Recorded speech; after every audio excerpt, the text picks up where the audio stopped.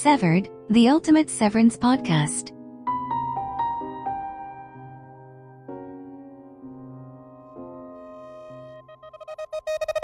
Welcome back, Refiners. I was so sorry to have to stop the fun last time. Let's get right back to it. You remember Milchick had arrived with the MDE, the Music Dance Experience, as a celebration of Helly reaching 75% in her file. She hadn't completely hit 75%, but she was close enough for Milchick to declare it party time. Dylan, you remember, is not on board with the whole party thing. He's still thinking about meeting his outie's son. The lights in MDR are flashing, the music is pumping, and it's time to pick back up where we left off in the file called Defiant Jazz. Jessica Lee Gagne called on her music video background for the best way to shoot these scenes. She knew exactly how to capture the action. Stiller said they followed Trammell through his passes from several different angles. Ben said the dailies of this scene are great. You can see Tillman making his moves to Helly, then to Mark, then to Irving, and finally coming up behind Dylan, trying to get him to join in. Little does Milchick know just what a profound impact meeting his son has had on Innie Dylan. As Milchick slides around a laughing Mark notices something in the pocket of his suit pants. We get a close-up of Innie Mark pulling out Grainer's keycard. This is the first time he's been aware he's carrying the card. Mark immediately jams it back into his pocket, hiding it as Milchick moves over by Irv. After a pass around a smiling but stiff Irving, Milchick makes his way over to Dylan. There's a bit of an addition to the soundtrack here. The music naturally gets a little crazier, but the sound designers have also added an ominous bit of bass in the background. Then a high-pitched sound like rushing wind comes in from behind.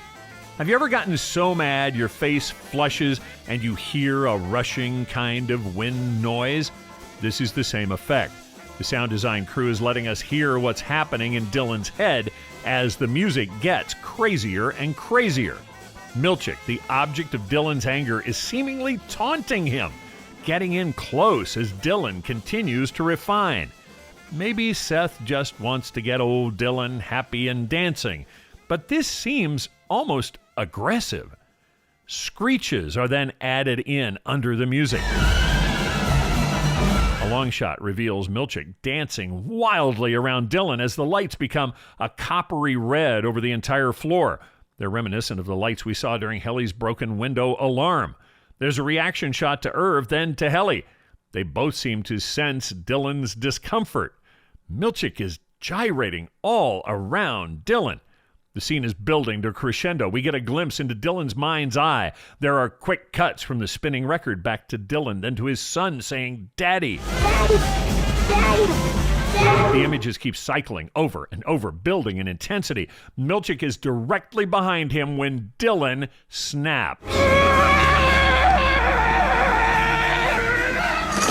Zach Cherry explodes up out of his chair. We get a POV shot looking into Dylan's face as he pushes Milchick across the room. He's practically feral.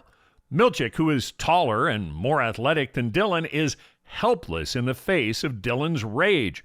They plow through the MDE cart, dumping it and scattering parts everywhere.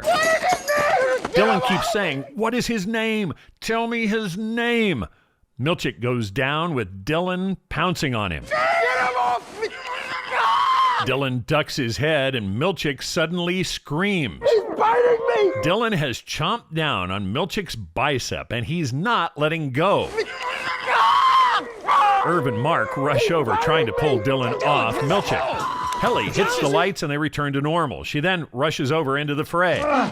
Ben Stiller said Patricia Arquette had the best quote about this scene. She said, "I guess a finger trap is just a finger trap once you've met your son." Dylan and Milchick are still on the floor. These are men battling, and it's pretty intense, but the methods employed are kind of schoolyard. Aside from Mike Tyson, biting your opponent in a fight is usually reserved for elementary school playgrounds. Similarly, when Milchick surveys the blood on his sweater, He utters this somewhat juvenile observation. You broke the skin. Dr. Herb speaks up. He needs a full tetanus toxoid panel. Which is kind of correct. It's not a panel, but the tetanus shot is more correctly called the tetanus toxoid vaccine. There is also a tetanus toxoid antibody panel, which can be run about 3 weeks after the shot is given to determine if the antibodies are active in the patient's bloodstream. The recommended course of treatment after being bitten by another human, especially if the bite contacts blood, You broke the skin. is a tetanus booster. This is something Mr. Milchick might want to look into. He's also going to want to get a stain stick going on that turtleneck or he's never going to get the blood out. Milchick comes up from the floor hot and threatening. You've done it now, Dylan. I'm reporting this to Miss Cobell. Dylan is in no mood to be cowed, especially by the likes of Seth Milchick. Yeah, you want to go see her together?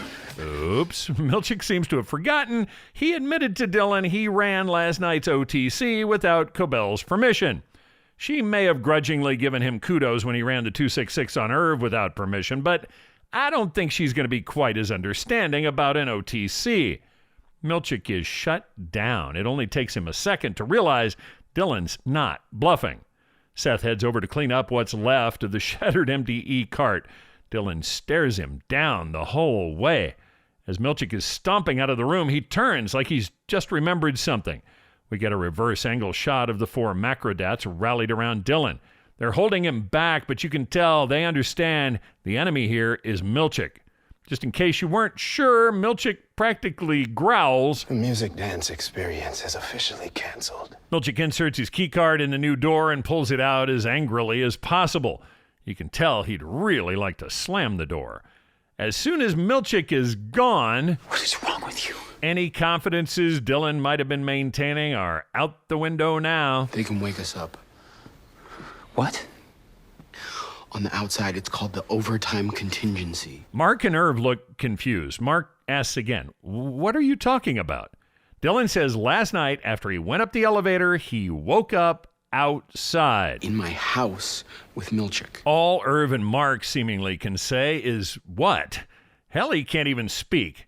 Zach Cherry utters this next line with a delivery that gives me chills every time. I saw my son, Wow. Time to move this conversation to the storeroom. and then he hugged me. Dylan is standing in the corner of the storeroom. It's about the same spot where we saw Mark when he was hiding the staff pictures. Dylan's head is firmly jammed between a stack of red copy paper on one side and a stack of blue on the other. Those 30 seconds last night have made an indelible impact. He was so happy to see me. Then Milchick pulled him off, and it was over. The macrodats have all convened in the storeroom. The reverse angle reveals a lot of weird stuff they have stored in there. There are 2 shelves devoted entirely to desk lamps. They have 4 each of 2 different designs, plus there's one long fluorescent tube job up on the top shelf. It looks like Helly is standing in front of an entire column of printers, and they don't seem to print all that much in MDR. Dylan says the whole thing happened so fast, he's just trying to remember more. Mark says it's crazy. Dylan says it's not fair. Now I'm just supposed to have that in my head every day here. I never get to see him again. Irv tries to deliver the company line. He says that's not Dylan's son. It's his Audie's son. That's bullshit.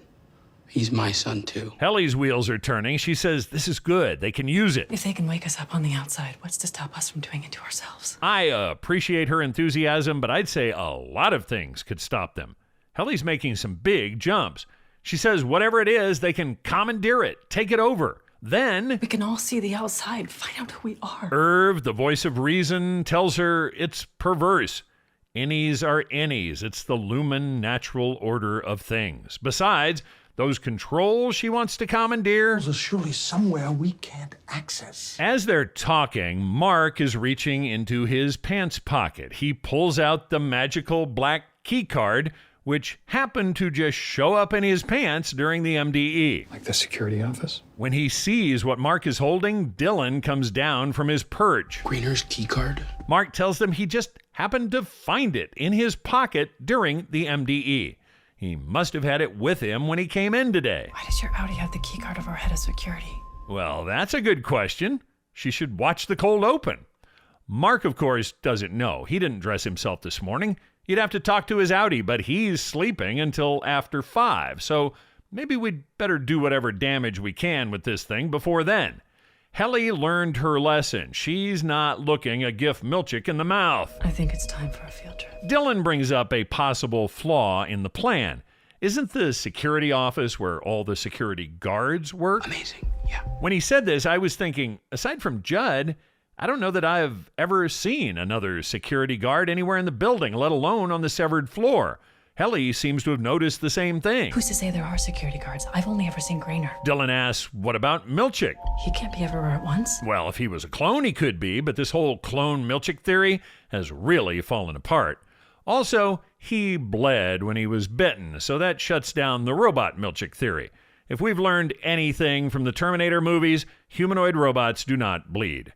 Irv starts to sputter indignantly. He might as well be trying to stop a freight train. Do you know where the office is? Mark says Petey saw it. During a fire alarm last year, he showed me. Lumen seems to have a healthy fear of fire on the severed floor. Helly used a fire extinguisher to break out that window. The severed barrier actually leads to a fire escape. Now we hear they've responded to fire alarms. Mark doesn't say it was a drill. He said it was an alarm.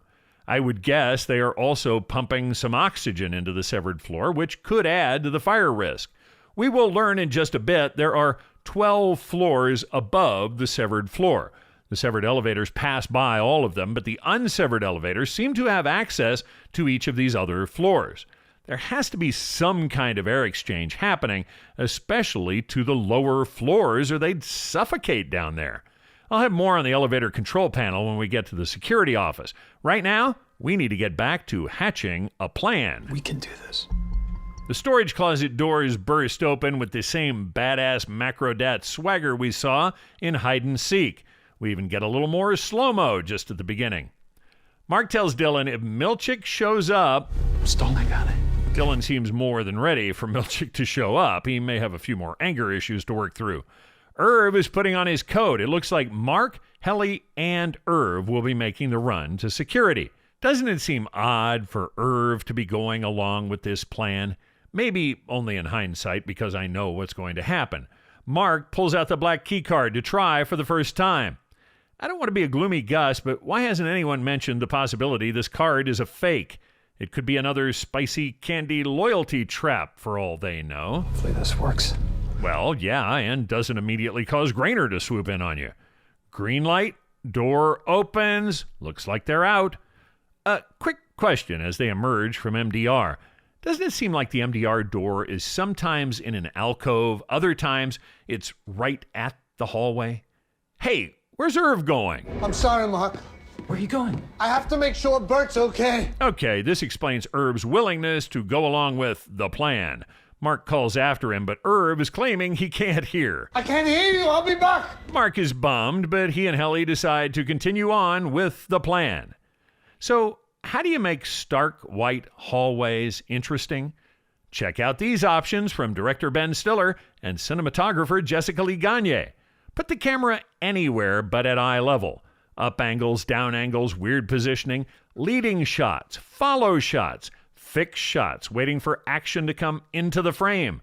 Do a wipe into white, then slide out of it in an entirely different hallway. Gagne said it was always a challenge to come up with something unique in the way of lighting and camera angles, because she wanted to do something new every time they were in the halls. Mark and Yellow Helly come around a corner. Mark says, "This is it." The reverse angle reveals a dead end. The door Mark's approaching does not have a label next to it. It's the only unlabeled door we've ever seen on the severed floor. Emboldened by his earlier success with the MDR door, Mark whips out the black keycard. He hesitates, looks around at Helly, then gives it a try. Green light, a buzz, and the satisfying mechanical clank of the door unlocking. Mark takes a deep breath as he reaches for the door handle. He is surely picturing a room filled with burly security guys. We cut to a reverse angle from inside the office. Mark's peering around the door, Helly following. The security office is empty. It's fucking weird. To their right is a bank of security monitors. 14 seem to be devoted to camera displays. 2 in the lower middle look like controls. It would appear security personnel have the option to change the feeds going into each of the monitors, at least if there were any security personnel. Could Doug Grainer have really been a department of one? Mark and Helly go in opposite directions. He walks to the bank of monitors. She crosses into a room filled with colored lights. We get a reverse angle as she enters. Every wall is a control panel, but they look old. They have what I'd call a Cold War feel. A lot of shotgun-blued steel with cutouts for lights and controls. It does look like there are a couple of more modern computer monitors low and to each side of the older-looking control panels. Helly walks right in, and we get close-ups of each subsection of the panel.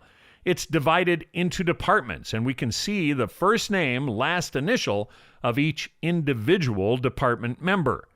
The security office is stuffed with as many reveals as Cobell's shrine to Kier. As Helly takes a long look at each panel, it's possible to pull a lot of information from freeze frames.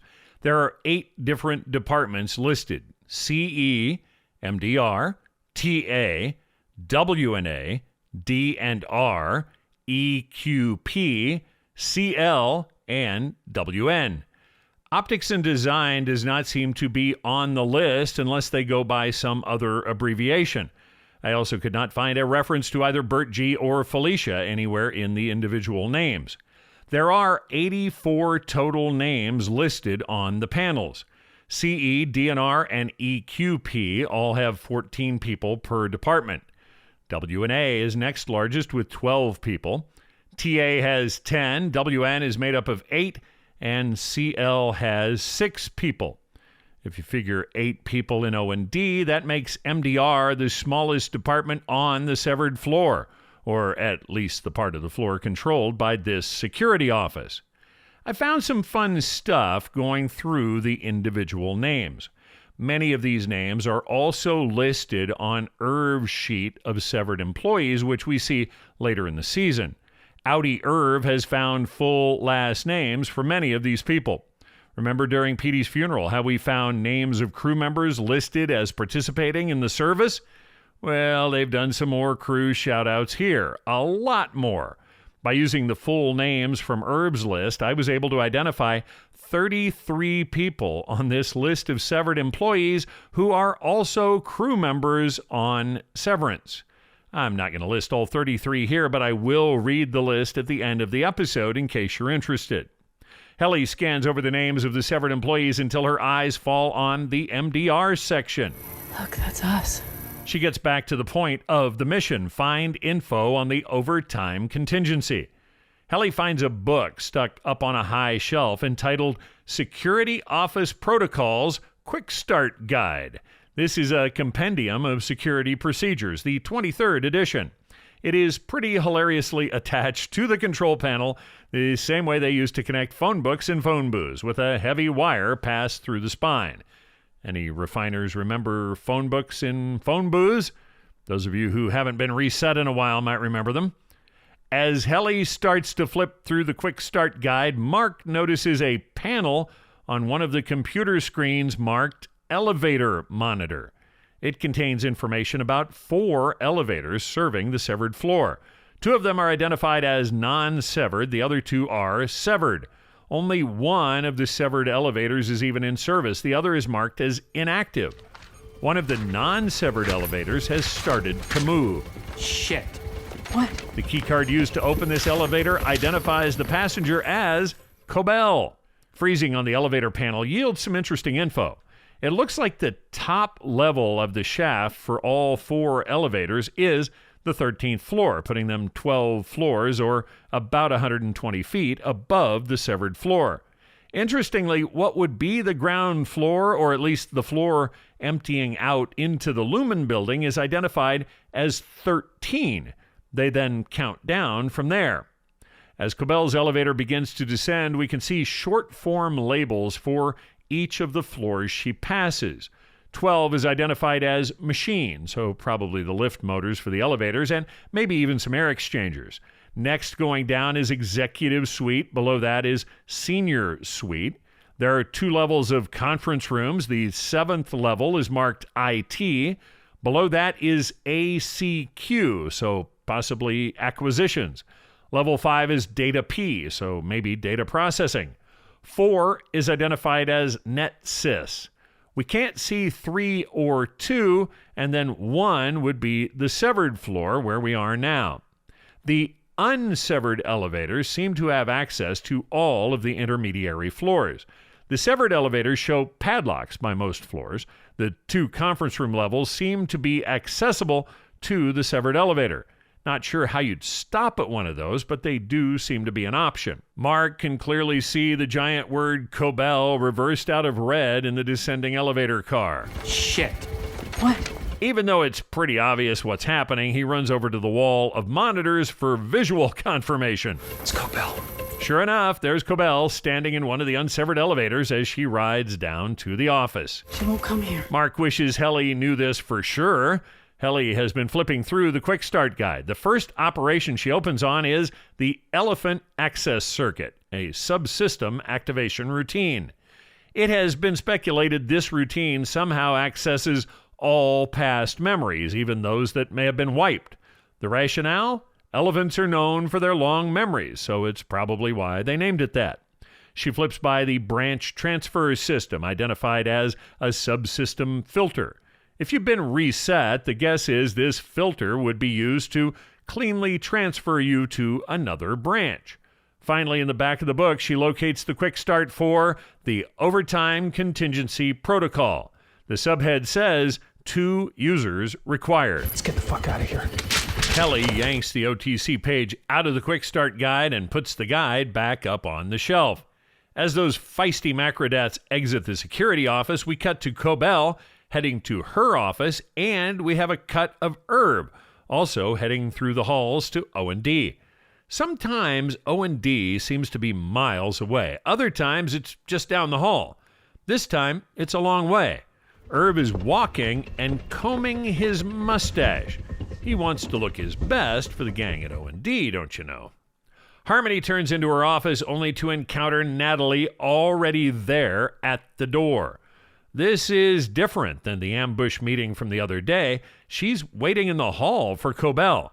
Cobell starts to tell her this isn't a good time. I have the board here. Natalie gets right to the heart of the matter. Doug Grainer is dead. Oh, yes, he is. Very dead. I saw the whole thing. Harmony freezes. What? She knows where he was headed last night. She's possibly the only one who knows exactly what he was up to. Natalie tells her the board finds this deeply troubling. The board wants to know if you knew he was missing. Well, not missing so much, but she does know he was headed to Ganz College on a fact-finding mission. The board is also wondering if Cobell has spoken to the police. They don't say whether this would be a good thing or a bad thing. Whoever killed Mr. Grainer is probably the same person who reintegrated Peter Kilmer. This is a telling leap on Harmony's part. Natalie said he was dead. Natalie never said he was murdered. It could have been a car accident. Those are pretty common around Lumen, it sounds like. Or a heart attack. Maybe he fell off a ladder changing a light bulb. There are a lot of ways to die besides being killed. Harmony has once again angered the board with her talk of reintegration. We can hear a scolding tone through Nat's headset. She starts to remind Harmony about the board's position on reintegration. Reintegration happened, and I have the data to prove it. Natalie is a good 6 to 8 inches taller than Cobell, but Cobell is the aggressor here. She moves up close, so her mouth is right by the mouthpiece of Natalie's headset. It's an aggressive move, getting right in Nat's personal space. Cobell is addressing the board directly through Natalie's mic. I would be happy to share my findings in person without intermediaries. Patricia Arquette holds eye contact and stares her down. Natalie is surprised by what she hears on the other end of the line. The board agrees. Good. Maybe now they can stop with this fairy tale about the irreversible procedure. Natalie says the board will be prepared to meet with Harmony at the Egan Family Gala next week.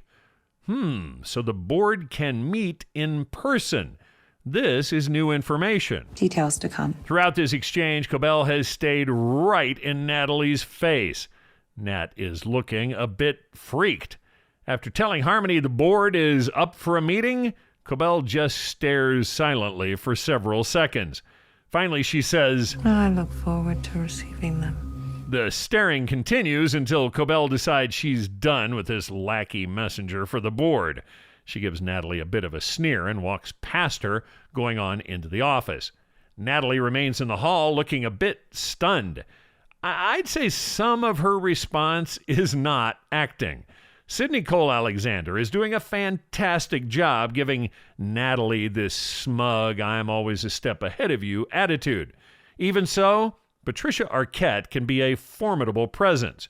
To have her up in your grill like that, even if you know she's only acting, it's gotta be intimidating. Reintegration happened, and I have the data to prove it. We cut to a POV shot moving through the halls. We can hear the footfalls of Irv. Music, something with an island feel, is coming from up ahead.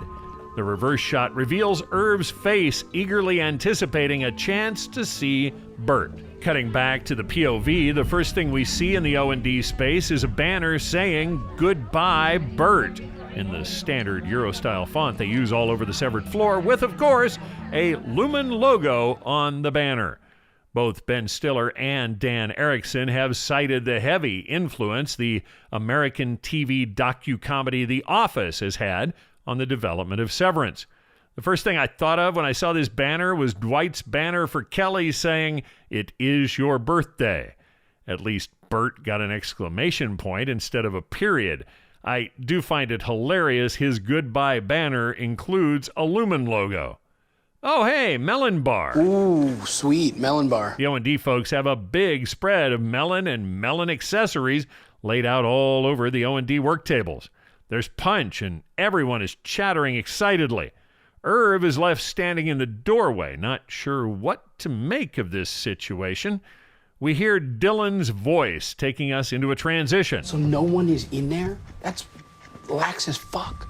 We're back in the MDR storeroom. Intrepid adventurers Helly and Mark have returned with news of the empty security office. Or maybe it's enough that we think we're constantly being watched. Sure it is. It's kept them in check until now. Helly is studying the sheet she nabbed from the Quick Start manual. Mark asks if it's making any sense. There's a bunch of steps, but it's actually pretty straightforward. She runs through the steps. Dylan grabs the sheet from her and glances through the directions. Trackball type, switch type, flip type, hold. Boom. Sure, no sweat. Helly and Mark look at him like he's an alien. What? I'm smart. That's why I have 3 times as many finger traps as you guys. The moral? Don't judge a book by its cover. He might be sticky head, but he's also an intelligent and serious refining force who knows his way around the MDR trackball. I'm smart. Mark realizes to do this, one of them has to stay behind in order to operate the switch. Dylan says he's already been out, even if it only was for 30 seconds or so. He says he should be the one to stay after work and operate the controls. Very noble of you, but I think it's designed as a 2-man operation. This could never deter Dylan. Come on, this is Dylan. Great, I have the strength of 2 men. Sure he does. This is a guy whose outie obviously does muscle shows. Quick shot from behind Dylan's head. He's splitting the room in two, Helly on one side, Mark on the other. It's not about strength. No, it's about wingspan. The 2 lever switches which engage the OTC are on either side of the security office door. They are specifically positioned to discourage one person from doing this operation. I can do it. The strength of 2 men aside, if they really wanted to get the right guy for this job, it would be Irv. According to Superstar Bios, Zach Cherry is 5'8". Not short, but not the lanky figure of Irv. Reach is directly impacted by height. The taller you are, the wider your wingspan. John Turturro is 6'1".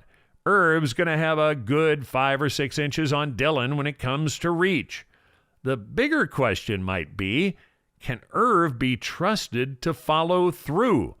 Look at him now, running off to visit O&D. I can't hear you. I'll be back. Oh, and speaking of O&D, we cut back to the O&D party where Irv is still standing in the doorway, looking stunned. Milchick, who hasn't been making any friends over at MDR, is heading up the festivities here at O&D. Ladies and gentlemen, how about a round of applause for the man of the hour, huh? He's wheeling a standard def TV on a stand to the front of the main O&D room. Burt, not looking too thrilled about this whole situation, is following him. Is this what Milchick was hinting at this morning when he said they were going to do something special for Burt? Is this the something else he was hinting at? And what does this do to the final preparation they were talking about? The O&D folks start a Burt chant.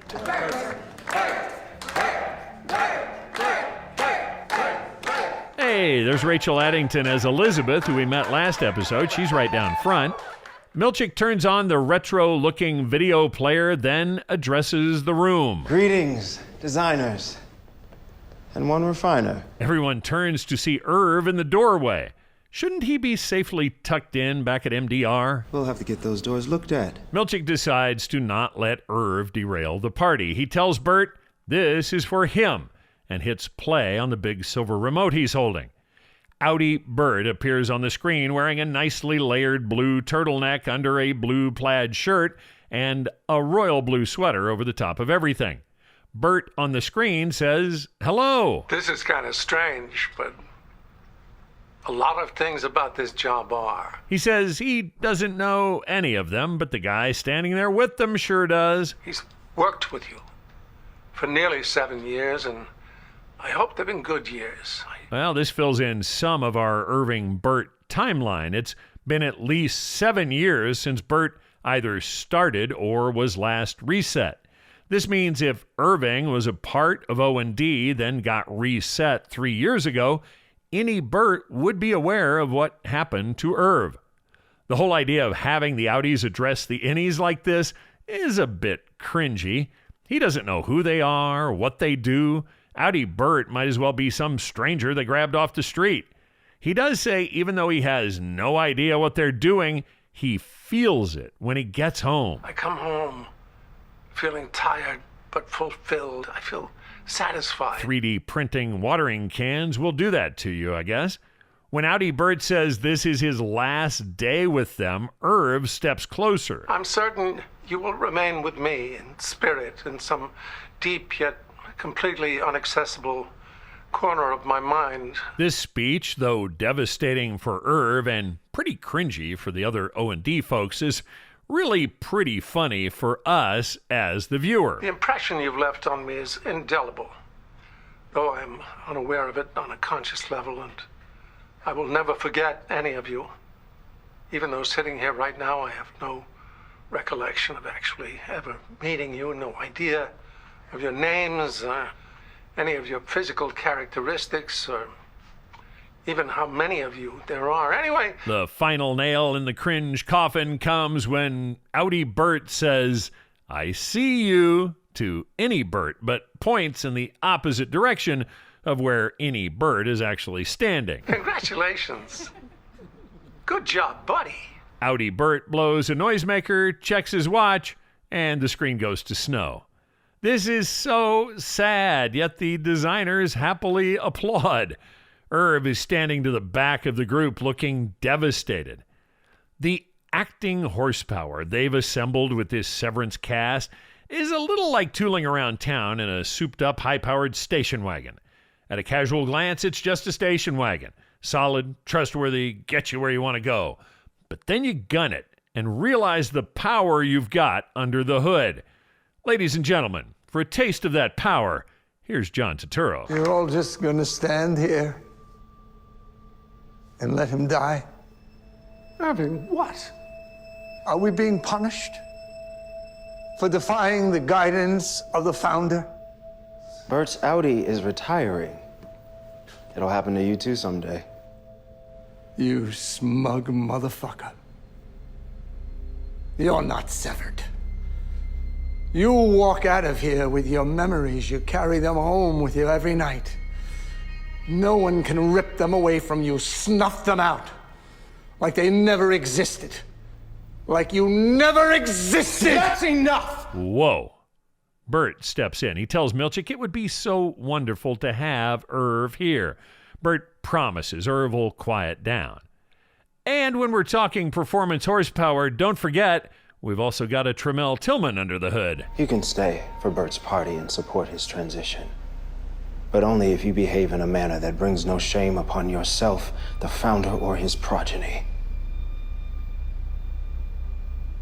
I don't know what's gotten into you people today. Oh, come on, Seth. You've got a little bit of an idea. The bandage we see there on your upper arm is a direct result of you initiating a sloppy OTC with Dylan last night. And have you looked into a tetanus shot? The full tetanus toxoid panel. Irv swallows hard. No matter how defiant his earlier speech, he understands how things work here on the severed floor. Yes, Mr. Milchick. Look at John T's face. The light of discipleship has been thoroughly snuffed out of Irv's eyes. What's left is cold and hard. Now, let's all say goodbye to Burt. Either they had another MDE cart, or Seth has been working most of the day repairing the one he and Dylan trashed. He produces another 45 marked Innie-Retirement Song number 19. Just to keep us off balance, this one has the large hole most commonly associated with 45 RPM singles.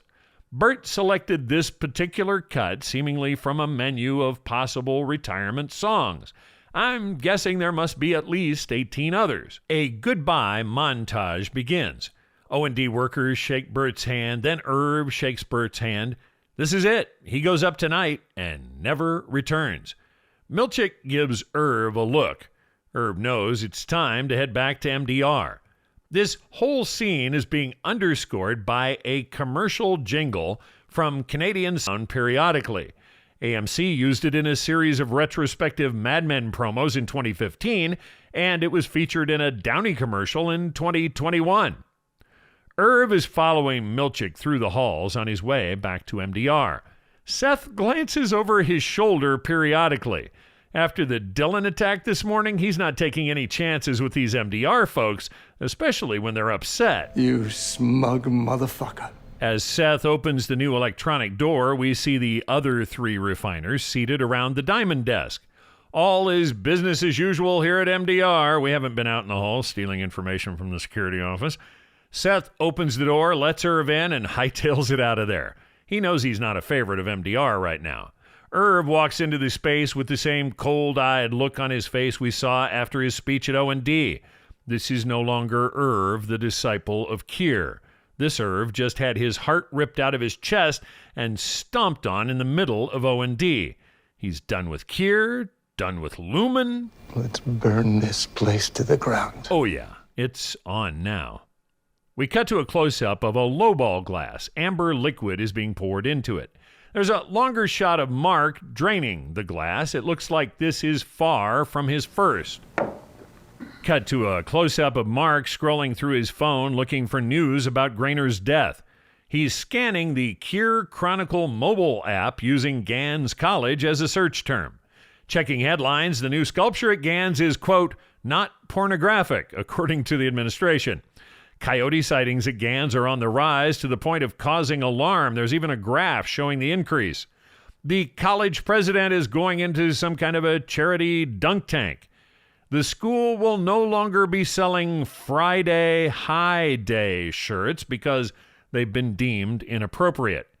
New scholarships are being awarded to students in both psychology and pharmacology. This one says several large donations made the scholarships possible. Wonder if any of those large donations might have come from Lumen. Thankfully, Mark doesn't find anything about the brutal murder of a Lumen security chief. The long shot reveals Mark sitting at his dining room table with a bottle and a glass, but the glass seems to be a formality. Mark also has a bag of something sitting there we haven't talked about yet. Every time I say something is cringeworthy, I think I should mention it, but then I don't. I believe that is a bag of Cringy's brand fried potato snacks. Cringy's have been around throughout the series and seem to be a favorite of Kier residents. Devin was eating them in the sunroom the morning after the no-dinner party in the very first episode. She had a two-toned blue bag.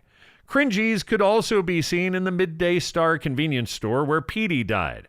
According to a tweet from Jen Tullock, who plays Devin, the tagline for Cringies is, awkwardly delicious. There's a knock. Mark trudges to the door. He is pretty wasted. Uh-oh, it's Alexa. Hey. Hey. That was not a good hey, but Mark's too drunk to pick up on it. She's still pretty mad. Finding wasted Mark probably isn't helping anything. My phone. Speaking of cringies, we can't escape the cringe with these two. After the awful end to First Date Part 2, Alexa left without her phone. I'd change my number and just let it go. A quick question. If he has her phone, how did he call her to tell her he has her phone? Maybe Devin had her home number. We'll go with that. Mark invites her in, even though he's in no shape to be entertaining. Mark's babbling as he retrieves the phone. She politely asks if he's okay. Yeah, a little tired, also pretty drunk. Alexa just wants to get out of there. Okay, I'm gonna go. Mark tries to pull her back. This is bad. Alexa says she doesn't think Mark is ready for this. He's a mess. Mark, of course, veers into Gemma territory. He starts apologizing for talking about her. He's so drunk. Just please make it stop. He takes out a picture of Gemma and tears it up in front of Alexa. Gone. Alexa is mortified. She exits without a word. This is creepy and destructive, and I don't blame her a bit for getting out of there. Mark is calling after her. Okay. Wow. Now he says they'll talk all about Gemma. She was great. She was... Bye, Mark. Alexa is gone, and I'm betting this is the last we ever see of her. Really? Oh, my... Oh. Mark is standing in the road, remembering. He's a wreck. He walks back into the house and retrieves the squares of the picture he just tore up. Mark is making destruction a habit. Remember how he shredded Petey's map? It was the same scenario. He was trying to make some big dramatic point with Helly, but he really didn't mean it and regretted it immediately after. Mark grabs the Scotch tape. I'll Be Seeing You from Billie Holiday begins to play. Mixed in with the song are some of Mark's memories of Gemma. And when she sneezed, she always sneezed twice.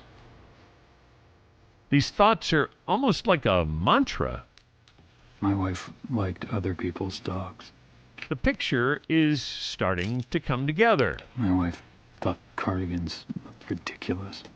Mark then says, I loved all these things about her. Equally. Hey, hold on a minute. Where have we heard someone tell us to appreciate things? Please try to enjoy each fact equally and not show preference for any over the others. Earth-shaking reveal coming, refiners. Imagine this final scene coming at you in March of 2022, when Mark finally moves his hand away from the reconstructed picture. We see a smiling Ms. Casey in a hat. Minds blown coast to coast and around the world. For the first time, we have confirmation Ms. Casey is the 2 years dead Gemma Scout. Once you picked yourselves up off the floor, refiners, you can shut down your workstations. This file is at 100%. The next time we gather, we'll be finding out just what's for dinner. Now, feel free to exit via the elevator, staggering your exits, of course, but if you'd like to stick around for a few minutes, I'll read the names of the people listed as severed who Irv found last names for and who also happen to be real-life members of the Severance crew. I found 33 of these folks.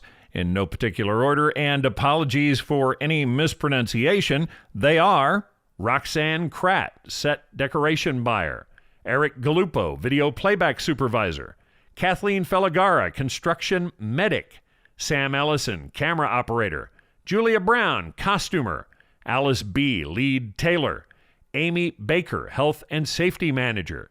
Kansas Ballesteros, camera loader. Erica Rydell, assistant to Patricia Arquette. Ian Burley, location assistant. Johnny Irbies Chan, key grip. Nick Francone, additional production designer. Michael Guthrie, B., first assistant camera. Arizona Newsom, art department. Colleen Dolan, on-set property master.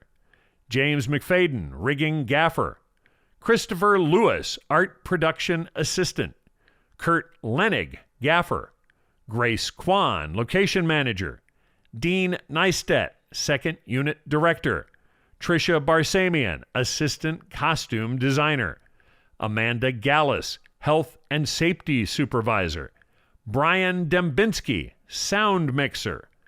Alec Hansen, on-set dresser. Ernie Carpellis, location scout. Luke Iasiafano, utility sound mixer. Marty Kirchhoff, key carpenter.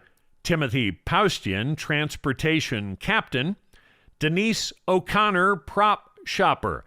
And yes, Denise also appeared in Petey's funeral program. The other two who appeared in the funeral program didn't have last names on Irv's sheet. Catherine Miller, property master. Tyler Swanek, second assistant camera, the blue camera. Ayanya Ace Huggins, lead person. And Jonathan Azuli, first assistant accountant. And that really is it for this episode. Go on, refiners, get out of here. Go spend some time as an outie. Meet your family. I'll talk to you next week. You've been listening to Severed, the ultimate Severance podcast. Severed is written, produced and hosted by Alan Stair. Severed is not endorsed by Red Hour Productions, Endeavor Content or Apple TV+.